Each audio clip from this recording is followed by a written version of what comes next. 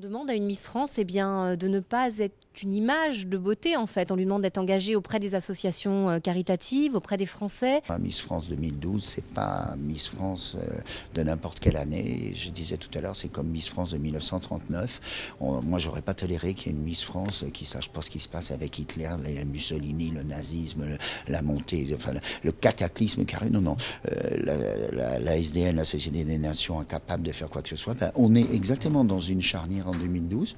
Il va y avoir la 6e République. Il va y avoir une nouvelle Europe qui va se construire ou exploser. Moi, je voudrais que Miss France, elle soit consciente de ça. C'est pas son truc, mais Huster, les Miss France, mais par contre, c'est un grand acteur, alors il n'y a pas de problème.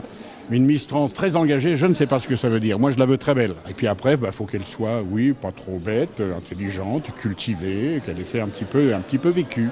Voilà. Mais d'abord, c'est quand même la beauté, Miss France. C'est la plus belle femme de France, non ? Bon.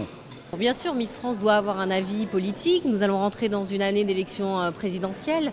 Maintenant, moi, je conseille à Miss France de ne pas faire état médiatiquement de ses positions politiques, parce que nous sommes reçus dans toutes les municipalités, partout en France, par des maires qui peuvent être de tous bords politiques.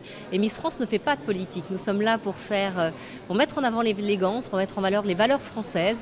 Et je pense que le débat politique n'a pas de place chez Miss France.